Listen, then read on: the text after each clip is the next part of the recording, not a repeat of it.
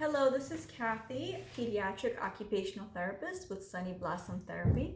So today I would like to talk to you about what an evaluation looks like for a child. An evaluation is basically three components. One would be an interview component with a caregiver along with the child. Two would be an observation, so watching the child engage in their natural setting, whether it would be in the home, in the community somewhere like a park, a playground, or it could be in a school setting. And three would be using actual standardized tests to determine where the child is falling in which developmental range compared to their peers.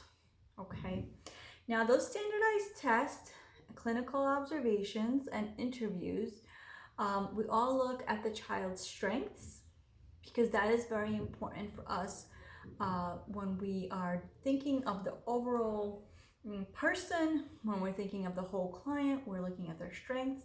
We're also going to look at the areas of need, the areas that they need support in.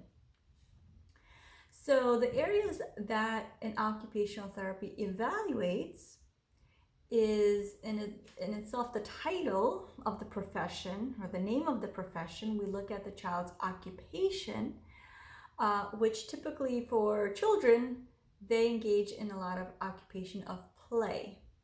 So when you see a therapist doing a lot of engagement with play, whether they're playing with board games, fine motor manipulatives, things of that sorts, it's because they're engaging with the child in their area of occupation, okay, through play. So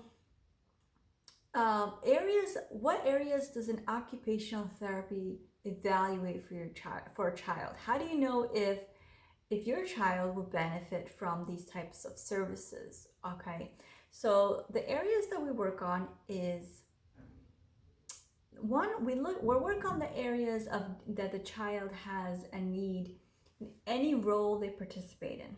So literally any role. So what does that look like? So in the school setting, there's occupational therapists, okay, and we help the child engage and participate in the roles that they need to in order to be able to access the educational curriculum. So the role is being a student, so we help them with participation and ability to access the educational curriculum. Okay, in the home setting, the role of the child could be participating with siblings. Okay, playing with siblings, playing with manipulatives and toys that are age appropriate. So helping parents or completing some chores, completing homework. Those are some areas engaging with, communicating, engaging, and participating in family activities such as board games, movie nights, being able to sit through a movie, being able to play in the playground, being able to participate in conversations with family while remaining seated and focused, or while at least attending for a certain period of time. That's a huge array of different areas a child engages in and participates in a daily basis, right? Or throughout the week. And in some of those areas, parents notice that their child may have struggles, okay? So this is when they would probably call me, or they would call an occupational therapist, and they would say, you know, my child is struggling in these areas and I just don't know what to do. I've tried A, B, and C. Nothing seems to help.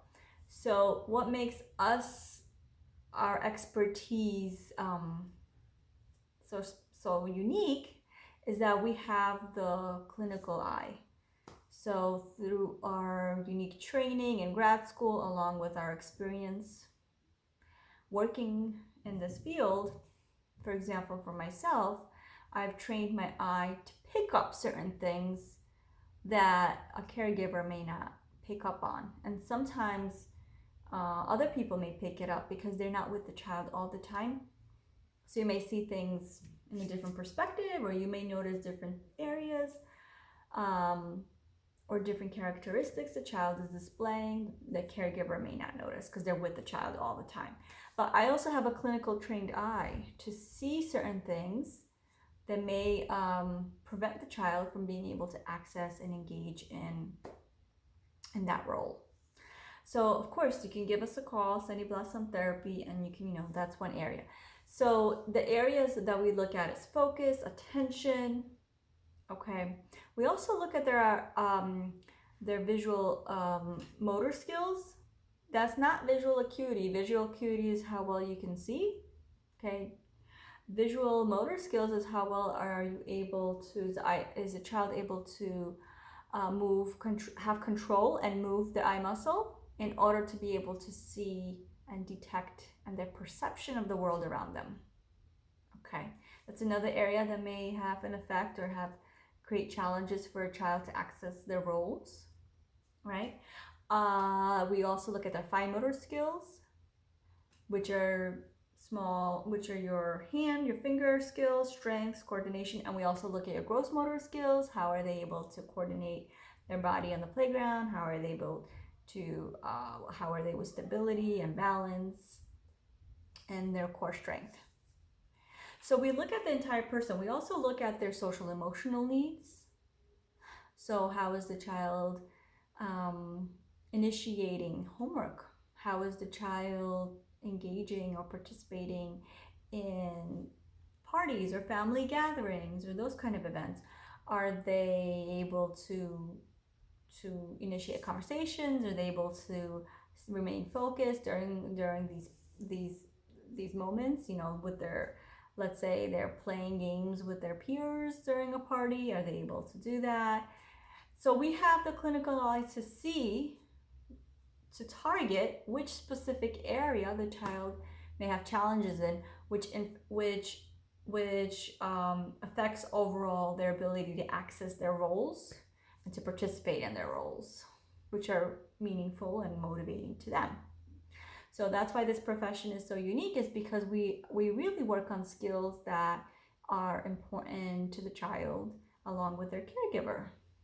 This isn't something that, oh, well, he's not strong in math, so we're gonna, we're not gonna push him as hard, or we're not gonna worry so much because he has, struggles with math. This is like, oh no, my child is not able to participate in a role. The other kids seem to participate without ease and in a natural state.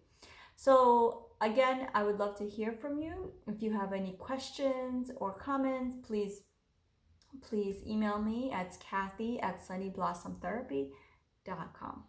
All right, I appreciate your time.